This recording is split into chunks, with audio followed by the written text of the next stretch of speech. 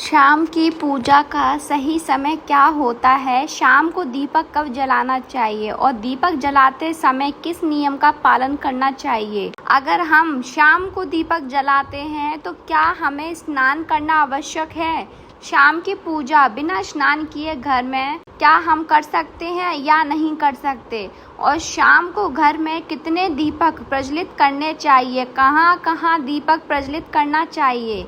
दीपक जलाने का मंत्र क्या होता है? घर की परेशानियों को दूर करने के लिए और किसी विशेष मनोकामना को पूर्ण करने के लिए दीपक किस प्रकार से प्रज्वलित करना चाहिए? इसलिए आज हम पूरी तरह से संध्या वंदन पर प्रवचन करने वाले। शाम के समय जो आप संध्या वंदन करते हैं, पूजा आराधना करते हैं, दीप प्रज्वलित करते हैं, वह किस प्रकार से आपको करना है, किस नियम का पालन करना है। मतलब आज का प्रवचन पूरी तरह से आपके प्रश्नों पर आधारित है, जिनका उत्तर मैं आपको शास्त्रों के अनुसार देने का पूरा प्रयास करूंगी। तो प्रवचन ध्यान से सुनिए। तो सबसे पहले बात करते हैं कि दीपक प्रज्वलित करने से पहले, मतलब शाम को पूजा करने से पहले क्या स्नान करना आवश्यक है? तो देखिए, शास्त्रों के अनुसार पूजा में शुद्धता आवश्यक होती है। तो जब हम सुबह पूजा करते हैं तब तो स्नान करना अत्यंत आवश्यक होता है। सुबह बिना स्नान की पूजा नहीं करनी चाहिए, लेकिन शाम की पूजा आप हाथ पांव मुंह धोकर भी कर सकते हैं। जरूरी नहीं है आप स्नान करें। अब देखिए, आप चाहे तो वस्त्र भी बदल सकते हैं या फिर आप सिर्फ हाथ मुंह धोकर कुल्ला करके भी पूजा कर सकते हैं।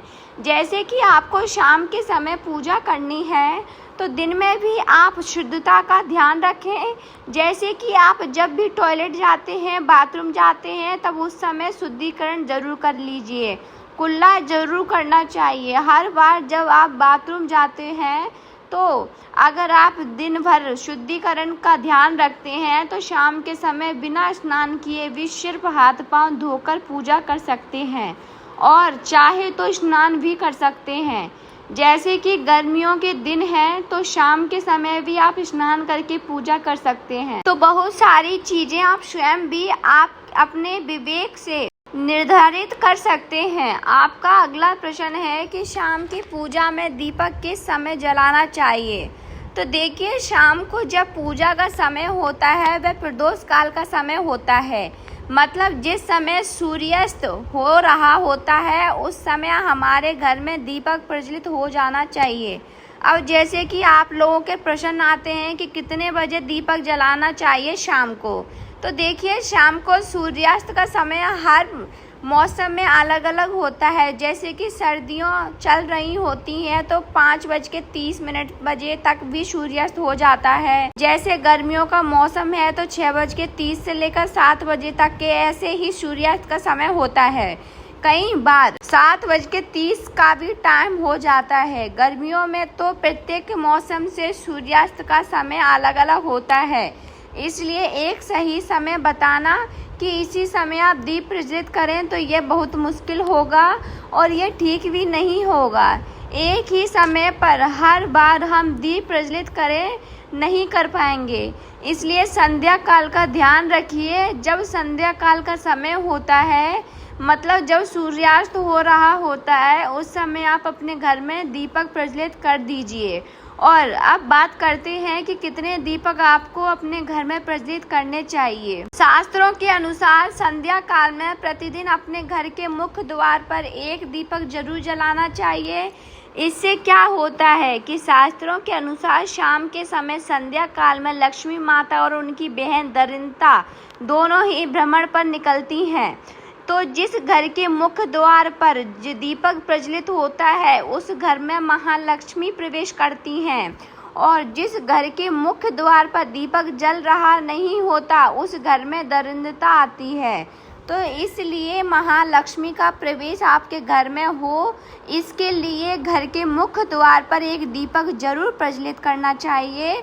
और घर के मुख्य द्वार पर जो दीप प्रज्वलित किया जाता है संध्या काल में, इसके बहुत सारे फायदे शास्त्रों में बताए गए हैं। शास्त्रों के अनुसार संध्या काल में जिस घर के मुख्य द्वार पर दीप प्रज्वलित होता है उस घर में किसी भी प्रकार की नकारात्मक ऊर्जा प्रवेश नहीं करती है।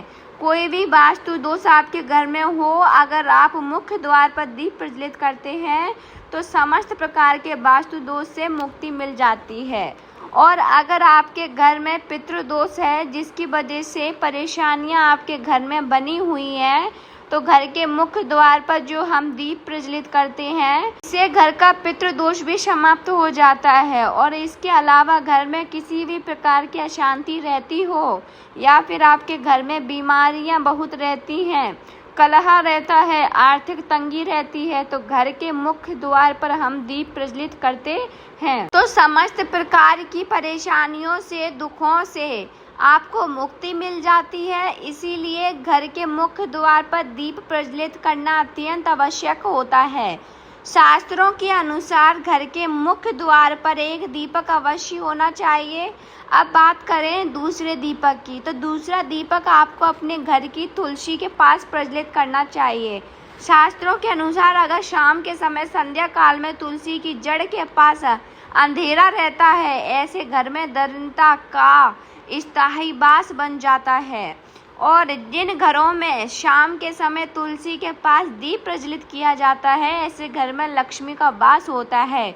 श्री हरि विष्णु सहित माँ लक्ष्मी ऐसे घरों में वास करती हैं। तो आपको प्रयास करना चाहिए कि शाम के समय तुलसी के पास एक दीपक अवश्य प्रज्वलित करें। अब बात करें अगले दीपक की, तो शाम के समय अपने घर के ईशान कोण में, मतलब जहाँ पर भी आपने अपने घर का मंदिर बनाया है उसी स्थान पर घर के मंदिर में एक दीपक अवश्य प्रज्वलित कीजिए।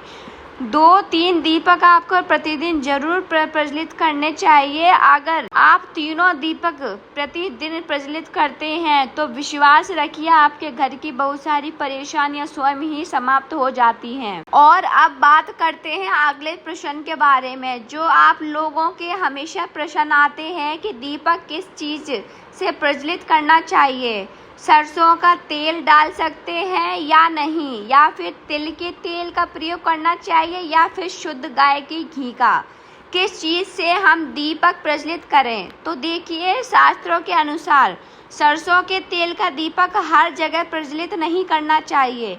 सरसों का तेल कड़वा तेल कहा जाता है। इस तेल का दीपक हम प्रज्वलित करते हैं शनि देव के लिए। अगर आप दीप दान करते हैं शनिवार के दिन, तो आपको सरसों के तेल का दीपक प्रज्वलित करना चाहिए।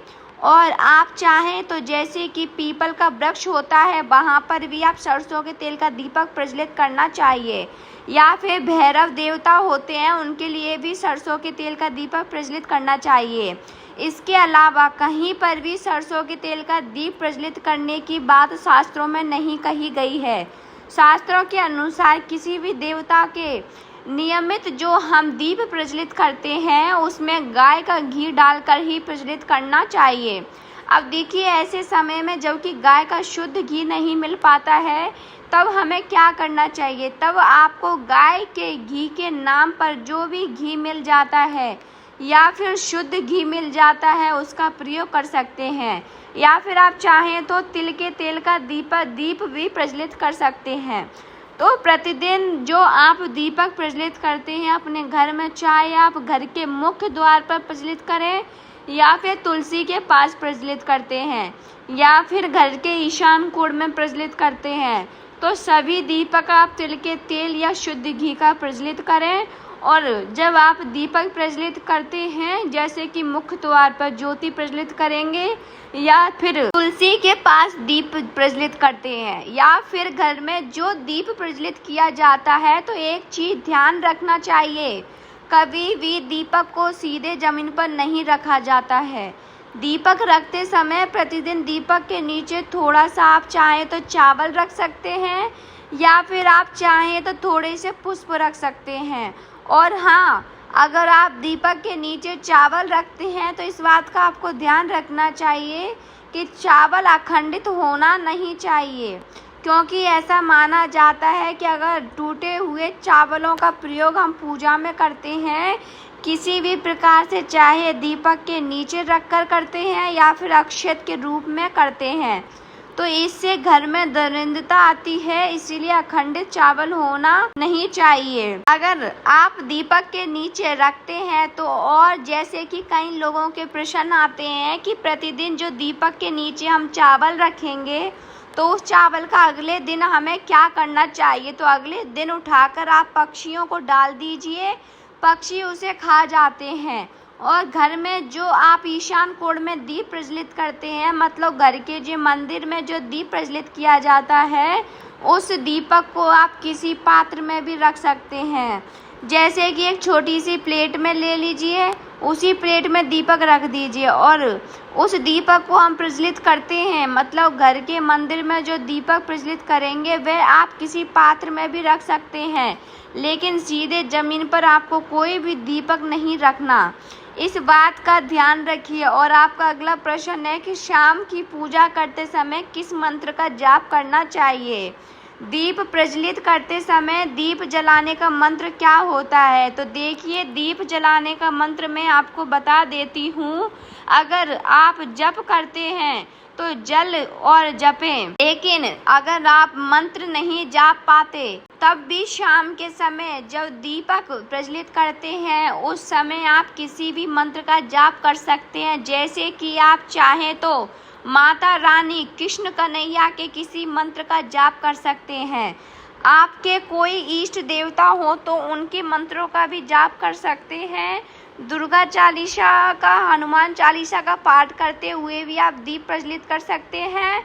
जरूरी नहीं है कि आप दीपक जलाने वाला मंत्र ही पढ़ेंगे, किसी भी मंत्र को पढ़कर आप दीप प्रज्वलित कर सकते हैं।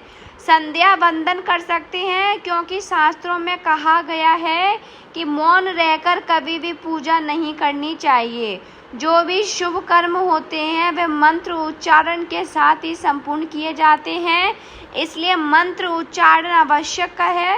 कोई भी मंत्र जपते हुए आप पूजा कर सकते हैं, संध्या वंदन कर सकते हैं, लेकिन दीपक जलाने का जो शास्त्रों के अनुसार मंत्र है वह मैं आपको पढ़कर बता देती हूँ।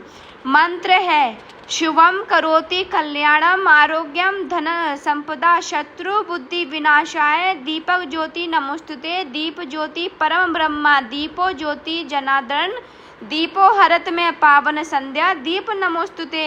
इस मंत्र का जाप दीपक प्रज्वलित करते समय करने से कहा जाता है कि सभी प्रकार के पापों से मुक्ति मिल जाती है और दीप देवता जो होते हैं वे हमारे जीवन में प्रकाश करते हैं। तो बहुत आसान है ये मंत्र, मैं आपको एक बार फिर से सुना देती हूँ। शुभम करोति कल्याणम आरोग्यम धन संपदा शत्रु बुद्धि विनाशाय दीपक ज्योति नमोस्तुते दीप ज्योति परम ब्रह्मा दीपो ज्योति जनार्दन दीपो हरत में पावन संध्या दीप नमोस्तुते। तो इस मंत्र का आपको उस पूजा करते समय आपको जाप करना है और अपने जो दीप देवता हैं उनको प्रसन्न करना है। अगर आप लोग नियमित पढ़ेंगे तो निश्चित ही आपको याद हो जाएगा और दीपक प्रज्वलित करते समय आप बिना देखे भी पढ़ पाएंगे। और अभी आप चाहें तो इसे किसी कागज़ पर लिखकर रख सकते हैं और घर के मंदिर में ही रख दीजिए जहां पर आपको दीपक प्रज्वलित करना है। तो जब आप दीप प्रज्वलित करें, जब दीप जलाएंगे, तब आप इस मंत्र को देखकर पढ़ सकते हैं और कुछ दिनों में तो याद हो ही जाता है। तो ये था दीपक के कुछ प्रश्नों के आज का प्रवचन। तो बोले श्री राधे राधे, जय माता दी। अगर आपको आज का प्रवचन अच्छा लगा हो तो कमेंट बॉक्स में जय माता दी जरूर लिखें और प्लीज़ छोटा सा हमारा ये चैनल है इसको सब्सक्राइब करें, बेल आइकन बटन दबाएं, जिससे हमारी और अच्छी नई वीडियो की आपके पास नोटिफिकेशन आती रहेगी। जय माता दी।